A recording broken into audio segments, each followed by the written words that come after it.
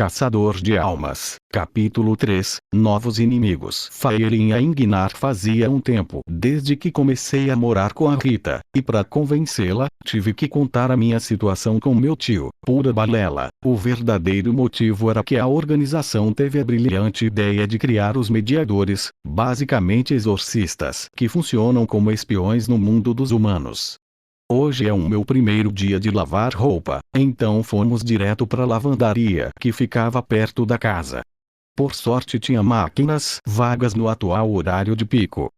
Pai, vai demorar o dobro do que de costume por causa das suas, então, quer fazer alguma coisa? Tem uma sorveteria aqui perto, a gente pega e volta rapidinho.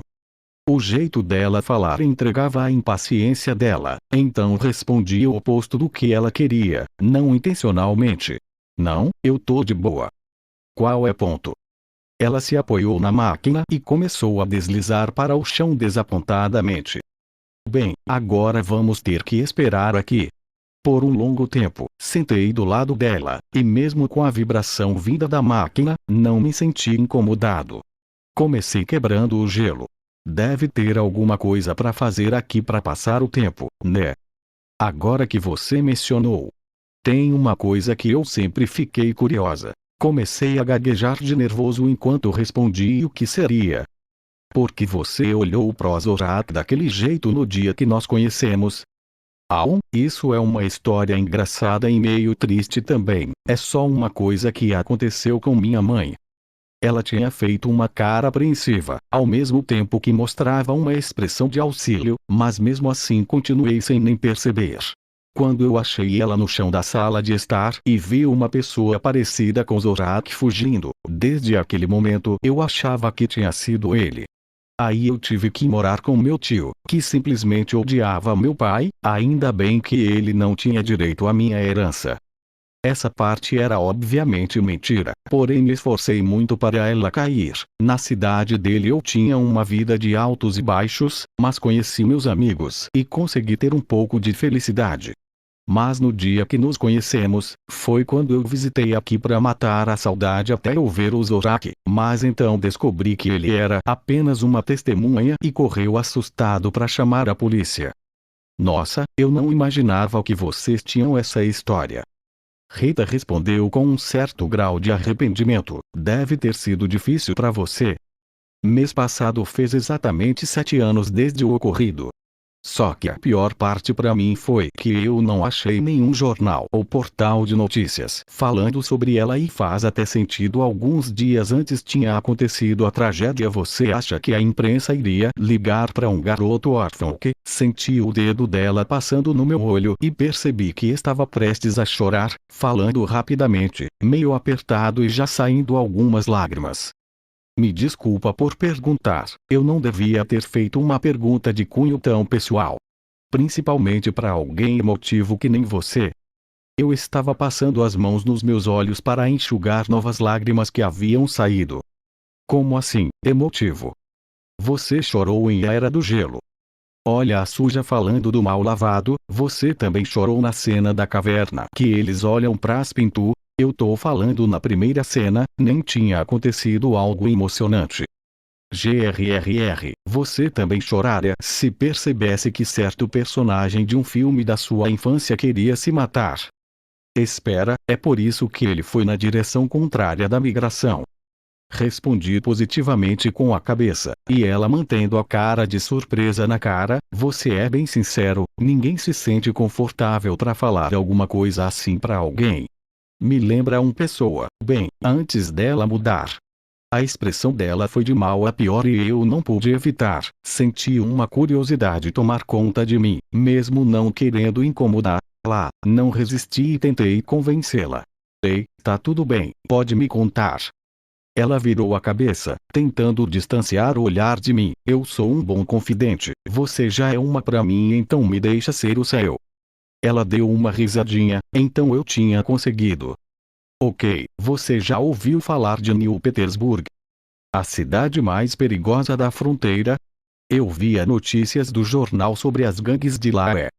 Percebi um motivo dela ter mencionado a cidade. A vida lá era difícil mesmo, o medo de uma das gangues escolher nossa casa, de estourar uma briga e o maior de todos, perder a esperança de sair daquele inferno. Assim como eu, ela deu um contexto da sua situação. Mas as palavras de quem passou por aquilo feria mais do que qualquer notícia, porém conseguíamos nos adaptar às adversidades e ter um pouco de felicidade. No meu caso foi um garoto. O David era um garoto sincero, gentil, gostava de ajudar os outros, porém era bem sincero, daqueles que jogam na lata mesmo. Infelizmente, ele caiu na ilusão de que se entrasse numa das gangues a vida seria melhor, o que acabou acontecendo, mas com um preço: a sua bondade. Ele se tornou alguém oposto a quem ele era, começou a ser frio e tratar os outros mal, e parecia que comigo era pior, chegando até o ponto físico. Ela tinha posto a mão esquerda na bochecha, local onde presumi que ela tenha levado um golpe no rosto, e respondendo à enxugada de lágrimas, acariciei onde ela havia tocado. Consegui tirar um sorriso dela, mas não durou muito tempo. Minhas amigas e eu conseguimos uma bolsa para uma escola bem no sul, era uma escola bem cara e longe. Imediatamente vimos uma oportunidade. Depois que subimos no ônibus em direção a ela, descemos nessa cidade e nos separamos para começar uma vida nova. Eu abandonei minha família e até hoje eu repenso se valeu a pena, mas toda vez acabo no mesmo lugar. Eu era uma imigrante qualquer e só conseguia aguentar por conta do dinheiro que meus pais me deram e pelo Zorak, que me achou. Me vinha na cabeça os troféus que ela tinha numa estante na sala. Ela era apaixonada pelo que fazia, e considerando a casa que ela tinha, nada chique, porém um pouco acima da média, os concursos davam uma boa grana. Pelo jeito, tivemos experiências opostas com ele. Mas, você acha que eu vou ser abusivo com você? O quê? Nada a ver, me desculpa se te fiz pensar assim. Ela começou a fazer um show de expressões, até que terminou na cara de brincalhona, dizendo: mas e você? Tem alguém que eu te faça lembrar? Na verdade, enquanto respondia negativamente, acabei me lembrando dela. Minha mãe, vocês são bem parecidas. Carinhosas, impacientes, não gostam muito de falar do passado. Bonnie, quer dizer, se bem que no caso da minha mãe a impaciência dela se transformava em violência. Se bem que tem uma coisa. O quê? Ela tinha uma cicatriz bem grande no rosto que ia desde acima da sobrancelha direita até um pouco abaixo do olho esquerdo. Vi o olhar dela se tornar um de espanto. Olha, eu não sei se é porque ela era mesmo ou porque era negócio de filho mesmo, mas pra mim era a mulher mais bonita que conhecia. Uma coisa engraçada é que as únicas coisas que herdei do meu pai foram meu nariz e boca. Todo o resto veio da minha mãe. Sabe quem mais é albino na minha família? Acertei na loteria, porque era meu bisavô. Ambos rimos bastante, dessa vez não um sorrisinho espontâneo, mas uma risada igual quando se assiste comédia. Eu parei um pouco antes dela e a admirando rindo. Ela foi a primeira pessoa albina que eu vi na vida. Em Zotic não existe ninguém com problemas envolvendo saúde ou genética, acredito que seja por causa da energia negativa. Acho que foi a curiosidade de algo novo que me fez gostar tanto dela. Mas não era só a aparência e a semelhança com minha mãe. Eu realmente me sentia bem com ela, mas provavelmente ela nunca teria esse sentimento por mim e talvez nem queria ter um relacionamento. Para minha sorte, meus devaneios foram interrompidos quando senti mais celular vibrando. E quando fui ver, era a Mira me chamando para uma missão nova. Eu tinha que despistar a Rita de alguma forma, só que para o meu azar, ela viu também. O que é? Algo importante. Ah, é do banco. Provavelmente é meu tio tentando tirar dinheiro de novo. Eu vou ver isso rapidinho e já volto, tá? Tá legal? Ela ficou meio triste, mas eu não podia fazer nada quanto a isso, mesmo querendo. Se cuida. Eu me despedi e logo depois que saí vi a van que me pegava na frente. Aproveitei o beco de lado e segui até o outro lado da rua. Qual é o teu problema? Reclamou Mira. Eu fui lavar roupa, tá legal? Ela e Daigon fizeram uma cara de quem não entendeu nada. Imediatamente acabei com o assunto e pedi pro Talk, o nosso mensageiro, colocar o pé na tábua. Mesmo empolgado para minha segunda missão, não conseguia parar de pensar na forma que eu acabei abandonando a Rita. Mas isso não era a única que estava sentindo. Fazia semanas que eu não via os meus amigos, além dessa ser nossa segunda missão. Era uma mistura de sentimentos, e o silêncio só piorava a situação. Agora que eu notei Faelin, agradeci por Mira tê-lo quebrado. Que coisa ridícula é essa no seu cabelo? Não gostou do meu novo corte e a minha mecha? A Rita que escolheu a cor, respondi em alfinetadas, já que aquela pergunta me incomodou bastante. Nos primeiros dias que comecei a morar lá, a Rita me disse que ia no cabeleireiro para fazer mechas, que apesar de ser algo que ela fazia com frequência, não era algo obrigatório, portanto pintava o cabelo quando dava vontade.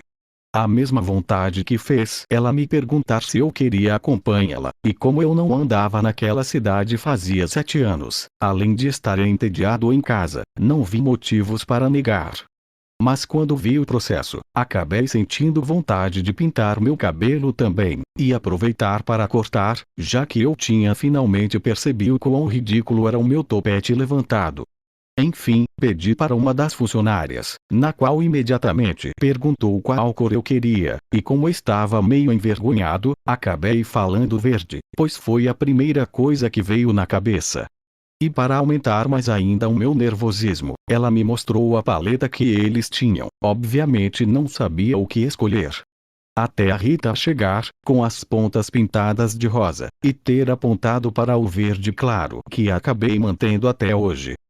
Deixa disso, Mira, eu gostei. Esse verde combina com o cabelo. Mesmo eu sabendo que não havia segundas intenções, o Daigon sempre teve o dom de deixar alguém envergonhado através de elogios. A Rita fez uma boa escolha tendo presença na sua vida. Embora haja exceções, já que dava para saber pelo seu tom de voz quando ele interpretava o anjo e quando era o demônio. Mas até finalmente chegarmos no João, passamos por um caminho parecido com o da nossa primeira, já que o prédio, além de ser em outra cidade, era uma igreja do lado de um lago. Porém esse sentimento de familiaridade acabou quando ao chegar no salão principal, vimos algo que simplesmente nos deixou acuados dentro daquele prédio amarelado e bem iluminado. 2 exorcistas, que claramente pelas roupas não eram da organização, eliminaram os João de lá. Não deu para ver a sua aparência direito, mas do que me foi permitido, ele era uma espécie de cachorro com cabeça de sapo. Eram 2 homens, sendo que um aparentava ter quase 40 anos e o outro na faixa dos 20, ambos não paravam de discutir. Além do mais jovem chamar o mais velho de Aki. Essas eram nossas únicas informações, já que queríamos ficar o máximo possível escondidos, até Daigon ter uma ideia. O que acha de aplicarmos o elemento surpresa? E mais uma vez, formulamos um plano, que depois de poucos minutos foi completamente formado. Embora a maior parte desse tempo fosse para me convencer de ser tocado pelo Daigon, graças ao efeito colateral da sua habilidade, mas com Mira auxiliando pude ficar mais tranquilo. Afinal, sem o Decébalo, eu não podia me impulsionar por conta própria. Ao ser lançado pelo empurrão dos 2 nas minhas costas, pude voltar a sentir a adrenalina no meu corpo, e quando ricochetei numa parede, pude chegar bem perto do mais velho. Porém minha surpresa foi alta quando, ao quase tocar minha espada nele, fazendo seu cabelo cinza se mexer graças ao vento, com a postura de defesa mostrando sua expressão de susto nos seus olhos castanhos escuro, imediatamente me senti ser puxado para certa distância, e uma poeira da mesma cor do cabelo dele estava no meu corpo. E para completar, ele ainda me zombou. Às vezes eu mesmo esqueço que a defesa paralela é automática. Eu não havia entendido de primeira, mas depois que vi a mesma poeira nele, percebi que era a habilidade dele. E não pensem que não percebi vocês, seus organizados mirins. Disse ele desembainhando sua espada de aspecto bem diferente. Na realidade, eram duas espadas curtas e largas com a lâmina curva, além de ambas serem conectadas a uma corrente. Porém, um detalhe que me chamou a atenção, tarde demais, foi que na empunhadura da lâmina esquerda estava um pincel amarelo escuro cujo cabo parecia ser composto de vários quadrados um em cima do outro, e depois de sua fala, não me restava dúvidas. Escher, maravilhosa ilusão. Aquilo era uma arma de contrato extremo. O terreno mudou de forma, para um vazio que só existia os 5 exorcistas e uma escada que seguia o mesmo desenho do chifre dele. Que ao contrário do de Decébalo, sendo uma linha dobrada várias vezes, o dele seguia o mesmo padrão de quadrados do cabo do pincel, mas quando chegava no quadrado mais acima, imediatamente descia, e quando chegava no máximo abaixo, subia de novo como se fosse uma escada infinita. Além de estarmos pisando numa versão maior da escada infinita cheia daquela poeira.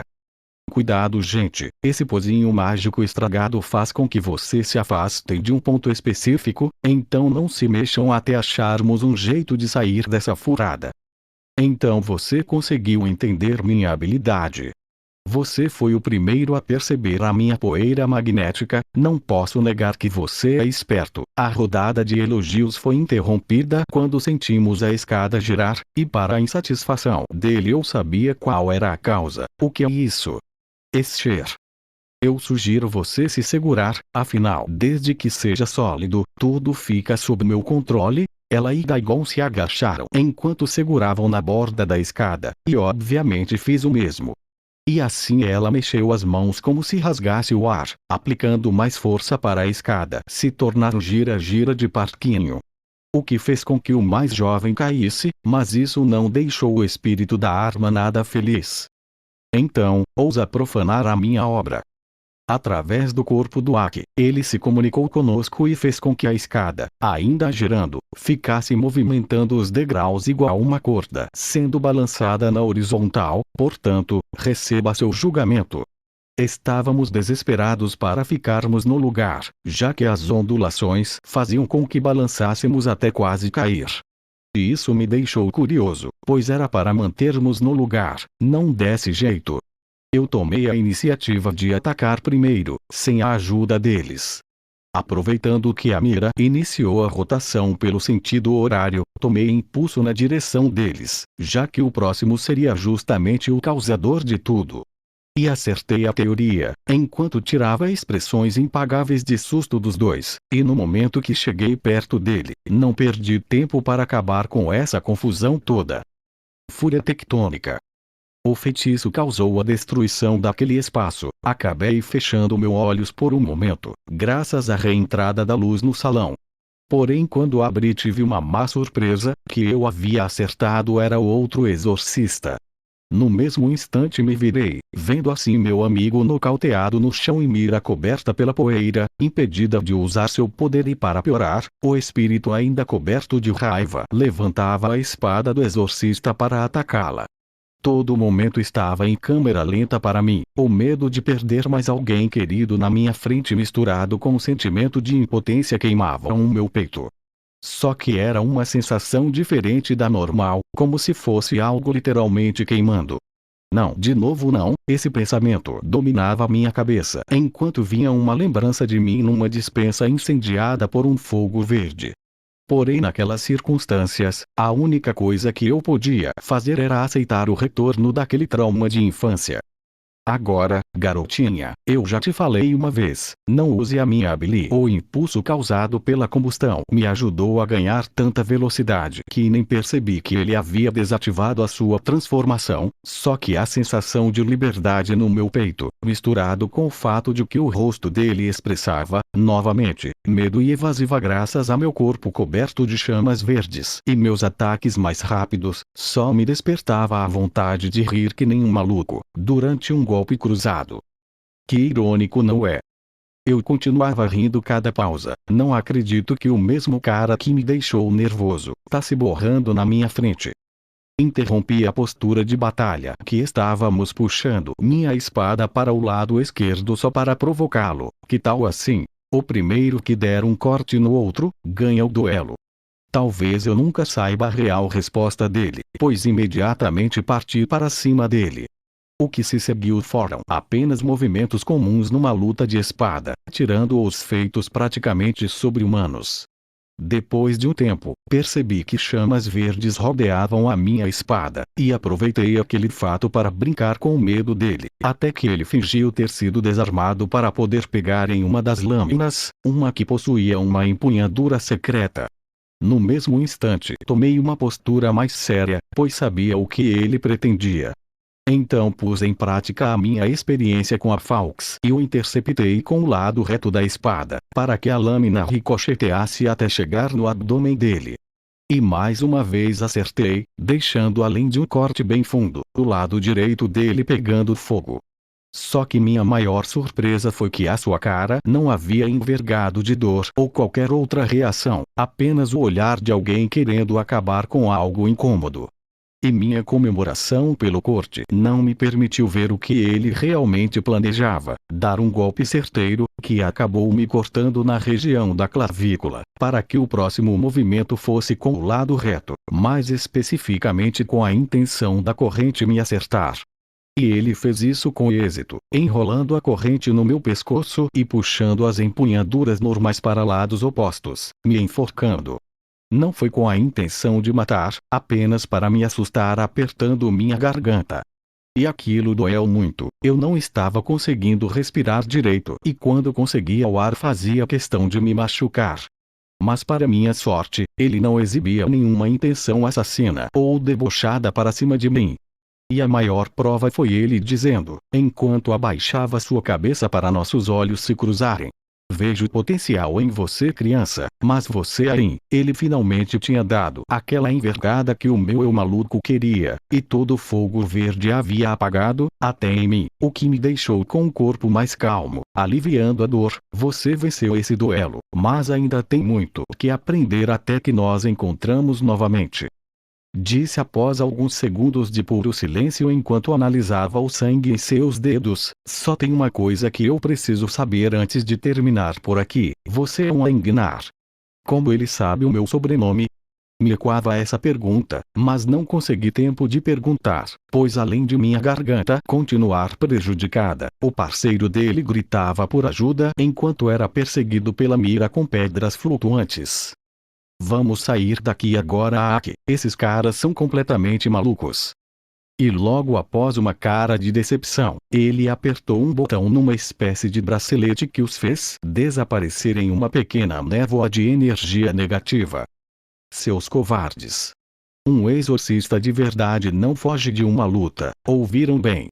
Eu não havia perdido ninguém, pelo menos, só que o sentimento de derrota me dominou completamente, tanto que eu nem fiz questão de permanecer em Zotique, apenas fiquei para cuidar dos meus ferimentos.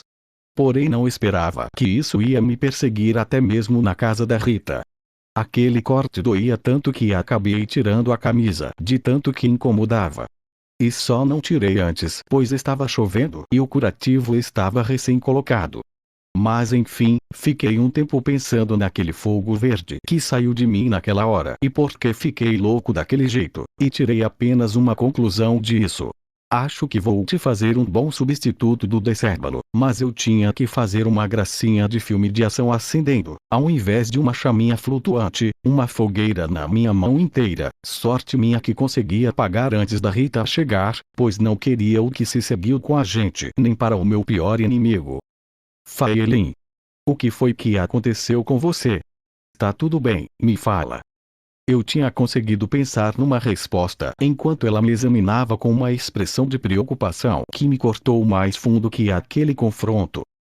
Bem, o meu tio queria mexer na minha conta de novo, e a nossa briga foi bem mais feia que eu podia imaginar. Ele até pegou um vergalhão que achou na calçada para bater em mim. Sorte que a única coisa que aconteceu foi esse corte. Quando o olhar dela se voltou para mim, notei que aquela história não tinha colado com ela. Me conta a verdade, por favor, disse quase chorando de raiva, mantendo aquela expressão. Só que eu já te contei, eu só queria levar aquele corte de novo, porque pelo menos não doeu tanto quanto agora. Eu sou a sua confidente, não é? Percebi o tom irônico da pergunta dela enquanto saía da sala e ia direto para seu quarto, sem trocar mais nenhuma palavra comigo.